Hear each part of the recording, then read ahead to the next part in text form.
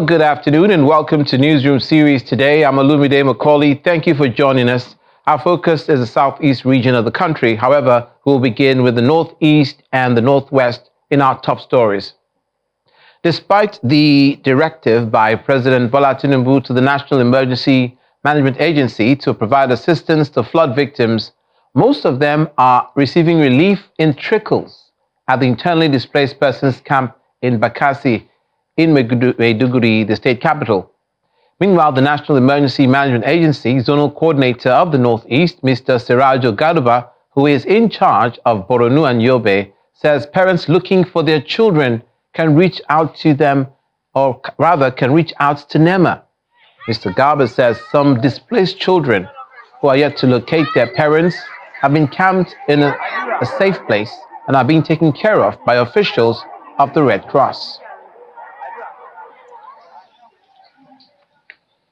Meanwhile, the flood situation in Kaduna has led to the damage of a bridge and a road connecting Majire to Saminaka and 4 other communities in Lere local government area of the state. The incident prevented residents of the affected agrarian communities from connecting to Saminaka, the headquarters of Lere local government, for their day-to-day activities. Speaking when he visited the affected areas, the Chief of Staff to Governor Ubasani, who doubles as the chairman of the Flood Impact Assessment Committee, Mr. Sani Kila, describes the collapsed bridge as a serious natural disaster affecting it that requires urgent attention.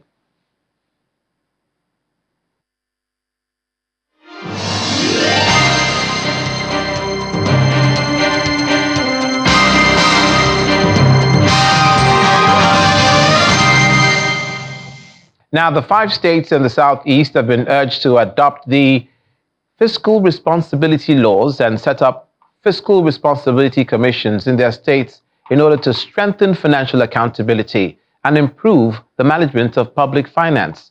The executive chairman of the Fiscal Responsibility Commission, Victor Muraco, disclosed this in Owerri, the Imo State capital, during the opening of a 3-day zonal retreat on fiscal responsibility of subnationals and civil society organizations tagged Fostering Fiscal Accountability, Subnationals, and Civil Society Collaboration. Our correspondent, Yitokwe Kutei, reports. The Fiscal Responsibility Commission was established by the Fiscal Responsibility Act of 2007, and the basic function of the Commission is to ensure greater efficiency in the allocation and management of public expenditure, revenue collection, debt control, and transparency in fiscal matters. The Commission is holding a 3-day retreat in Owerri, the Imo State capital, with representatives from the 5 states of the Southeast and civil society organizations on the theme Fostering Fiscal Accountability, Subnationals, and Civil Society Collaboration. The executive chairman of the Fiscal Responsibility Commission, Victor Muraco, encourages the 5 states of the Southeast to adopt the fiscal responsibility laws and reforms and establish Fiscal Responsibility Commission in their states, disclosing that 22 out of the 36 states have already keyed in. We are determined to continue to encourage, educate, and empower stakeholders across Nigeria on the imperative of sound fiscal management and the importance of collaboration between the federal and subnationals. We are also mindful of the role of the civil society in creating awareness and the need to support the government. I'm pleased to inform you that out of the 36 states, including Abuja, that 22 states have adopted the law and also set up their fiscal responsibility commissions and agencies. To resolve this impasse, the keynote speaker, Professor Uba Nabwe, sheds more light on why states need to embrace the fiscal responsibility reforms and laws in order to check financial misappropriation and recklessness of public funds. The Fiscal Responsibility Commission was established to reform the management of Nigerian public finances through regular monitoring of government financial activities, uncompromising investigations, and public reporting. This is backed by a firm commitment to enforcement through ensuring and promoting prudent and transparent fiscal management in the country. This is hoped to be achieved through integrity, truth, justice, and prudence by all stakeholders. while promising to establish Fiscal Responsibility Commission and implement the fiscal responsibility laws. The Imo State Governor Opus Odima, represented by the Commissioner of Finance, enumerates some of the economic reforms embarked upon by the state government. This initiative is intended to bring about economic recovery, rehabilitation and reconstruction of our communities that previous administrations may have abandoned. And the business is intended for making sure that all the unemployed youths think of one business or the other that can be done in their respective communities with government funding or supporting those businesses so that everybody will have jobs. According to the Commission, the federal government has directed the Commission to make it a duty to offer regular technical support to local government councils following the recent Supreme Court judgment which enhanced local government financial and fiscal autonomy. Channels Television News. Now, as part of efforts to transform the agricultural sector, especially the oil palm sector, the federal government, through the Nigerian Export Promotion Council, NEPC, is empowering smallholder farmers in Imo State with high quality and high yield oil palm seedlings. Speaking during the distribution of the oil palm seedlings to farmers, the executive director of the Nigeria Export Promotion Council, Nanye Ayeni, represented by the agency's director, product development, Evelyn Obidike, says the program is in line with President Bola Tinubu's administration to increase yield, improve livelihood, and promote and boost sustainable practices that will generate supply base for domestic and export markets. What we are doing today is in line with the objectives of the administration of His Excellency President Bola Ahmed Tinubu, GCFR, Renewed Hope Agenda. This event is part of the key exports intervention program of the Nigerian Export Promotion Council, which is the apex federal government of Nigeria agency for the development and promotion of non-oil exports in Nigeria, and is targeted at providing high quality, high-yielding palm oil, palm seedlings to boost the export of made-in-Nigeria products, particularly oil, palm, and its derivatives. The Enugu State Governor, Peter Mbah, has flagged off the revitalization of the Enugu United Palm Product Limited. The flag-off, which took place in the state, is sequel to the 100 billion naira deal between the Enugu State Government and Pragmatic Palms Limited, signed in May 2024.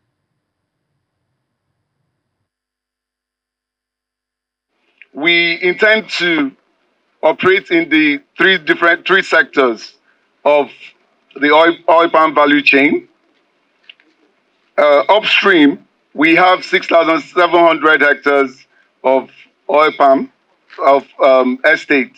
We intend to grow that to 20,000 within 5 years. We have a 5-year plan. We also want to play in the midstream sector. We want to set up world-class processing mills. We stand here and we are bold to say that we will deliver. We will deliver and we will deliver. And in 5 years' time, we will all come here and we will see what we've done. Governor Mbah, who gave an insight to the details of the contract, stated that the project, when completed, will transform Enugu State as a premier destination for investment, industry, tourism, business, and living. Speaking earlier, the managing director of Pragmatic Palms Limited, Professor George Wagu, rolled out a 5-year aggressive plan to reposition the EU PPL as the leading integrated palm establishment in Nigeria, playing in the upstream, midstream, and downstream sectors. We knew the value and the significance of this investment, not just the economic benefits, but also the social benefits, the employment that it would generate, the wealth that it will create for the local community. And of course, on the part of the state, the assets we are presenting and other associated activities that we are going to carry out would also see us having an equity of 13.4 billion naira, which represents 40% of the entire size of the company. And just like we are committing to Pragmatic Palms Limited to offer them all the necessary support and to ensure that we keep to our own part of the bargain in providing all the infrastructure that we have undertaken to provide. The Abia State Governor, Dr. Alex Otti, has assured that his administration will continue to redefine the state security architecture with the report of the Security Advisory Council, chaired by our former Nigeria Chief of Army Staff, Lieutenant General Azubike Ihejireka. Now, receiving the Council's third report at his country home, Dr. Alex Otti expressed optimism that the input of the State Security Advisory Council will help redefine the entire security system of the state and make it more robust. While thanking them for their service, sacrifice, and initial 2 reports earlier presented, he vowed to implement the 3 reports to the letter. Everything revolves around security. And if you do not have adequate security, then you can't even come. There have been a few skirmishes around the state, and we have also, based on some pieces of advice that we keep getting from you and initiatives you had shared with us, we've been able to rise to the occasion to bring tension down and ensure that this place remains largely peaceful. Speaking, former Nigeria Chief of Army Staff, Lieutenant General Azubike Ihejireka, says the essence of the security report is to fashion appropriate security architecture for the state and make recommendations to help formulate legal establishment of Homeland Security and Vigilante Corps.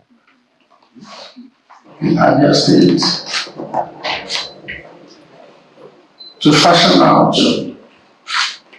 appropriate security architecture for the state and also make recommendations that will help formulate a bill that will form the legal framework for the establishment of a new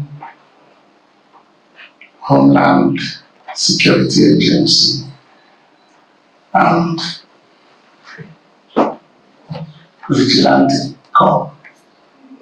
Your Excellency, it's my honor and pleasure to present the work of the Council to you for perusal, consideration, and implementation.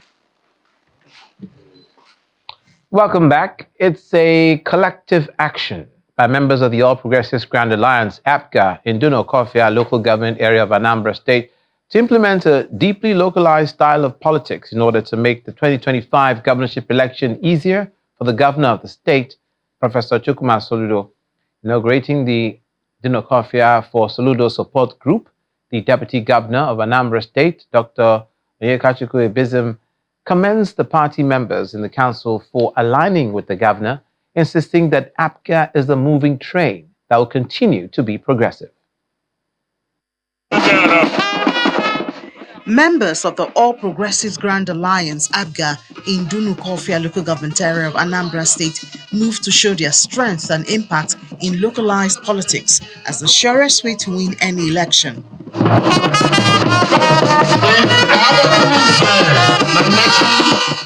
The Soludo support group received the ABGA state chairman as well as the deputy governor for their inauguration. Our major aim for this meeting.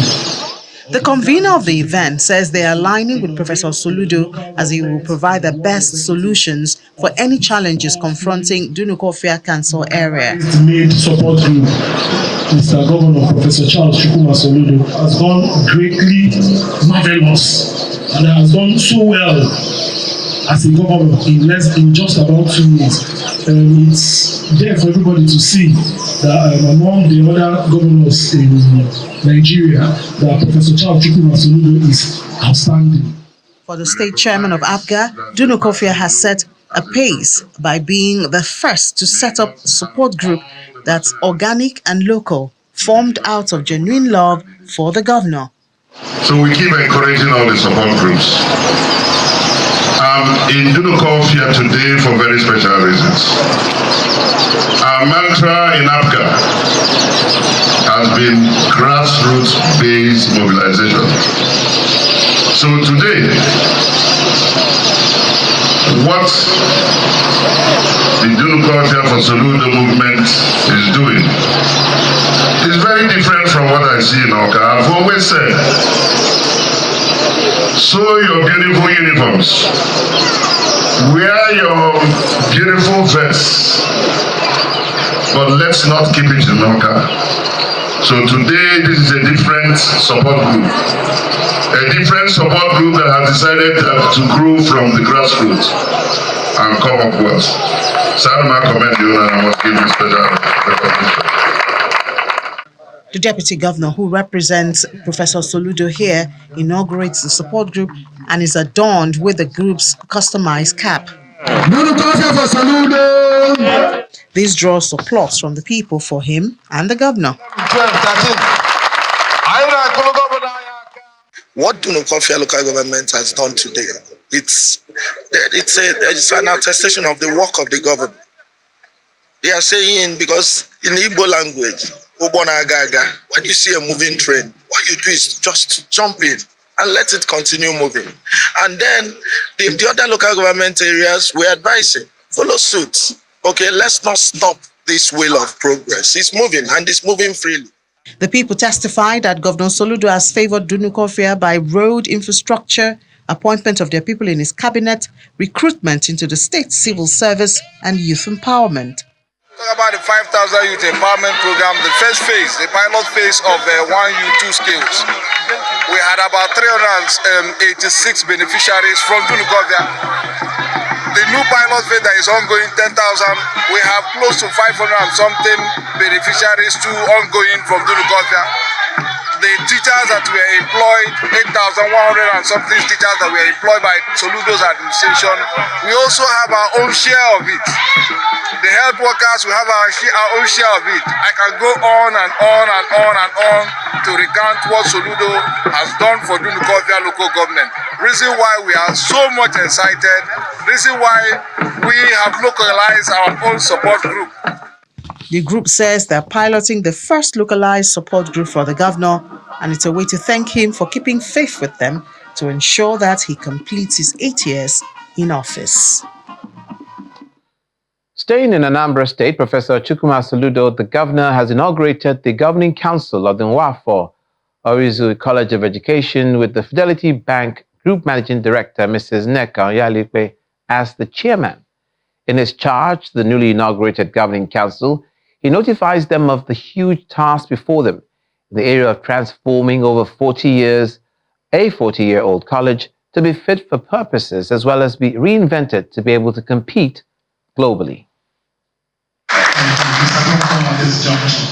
The inauguration of the Governing Council of the Nwafo Orizu College of Education, Nsugbe, is set to hold at the Executive Council Chamber of the Government House, Awka, the Anambra State capital.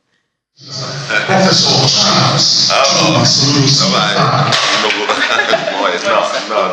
morning. You're welcome. The arrival of Governor Chukwuma Soludo signals the commencement of the event. Section 7. First things first, the head of service reads out the functions of the council, which must align with the state policies on teacher education and help the institution achieve its full potentials. Section 7 of the law establishing the institution provides that it shall be the duty of the council to carry out the functions of the college under the law, ensure that the courses of instructions provided by the college conform to the board policy of teacher education and satisfy the needs of the institutions where the teachers are likely to teach on completion of their courses.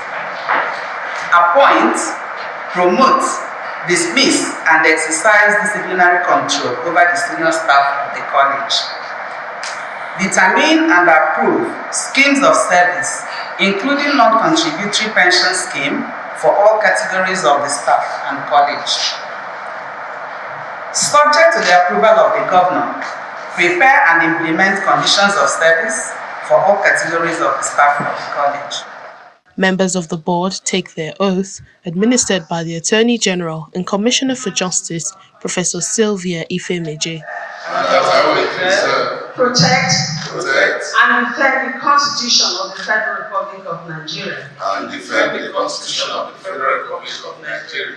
So help me God. So help me God. In his charge to the council, Governor Soludo encourages them to take up the task of transforming the 43-year-old college into a globally competitive institution as a call to service.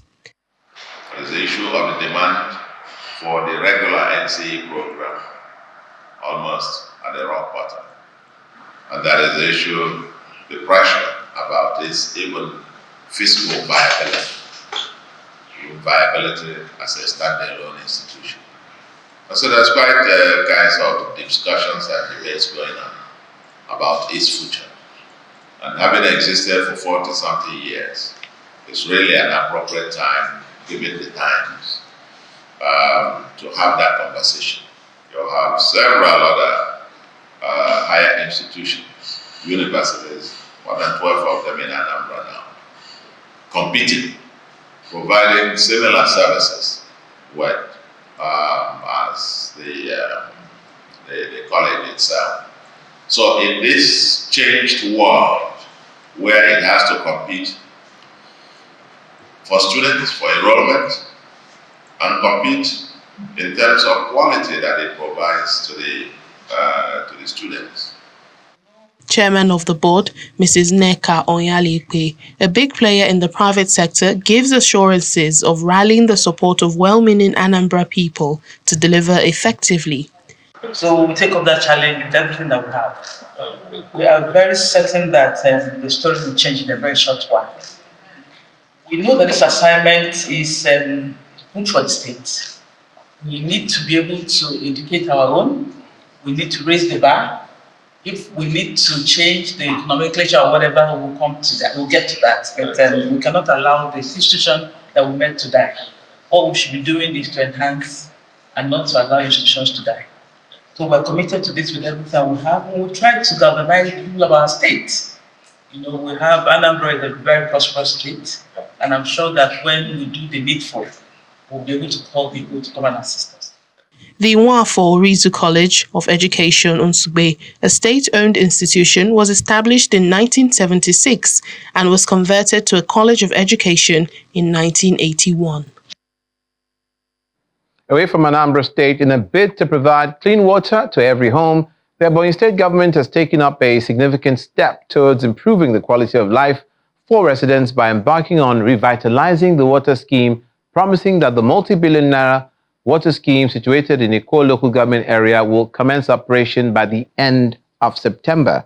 The state governor, Mr. Francis Wifuru, made this known when he visited the old Abakaliki water scheme in Abakaliki, the Ebonyi State capital, to gather insight to ensure that the revitalization efforts are aligned with the overall water supply strategy for the entire state. Water is essential for human existence and survival. This underscores the reason the Ebonyi State government has taken a bold step to revitalize the state's water schemes in order to ensure that every home has access to clean water.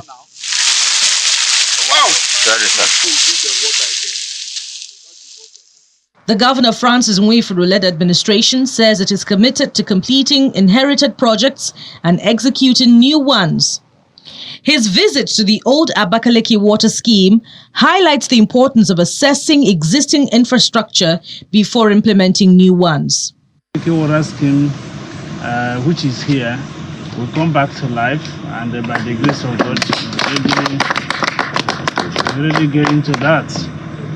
The State Commissioner for Water Resources, Chinedum Nka, states that funds have been allocated to revive the moribund facility and other stalled projects, noting that maintenance work is underway at the reservoir and low lift facility, as the Ezi Low Water Scheme in Ishielu local government area of the state has successfully been reactivated and is providing water to Abakaliki urban areas.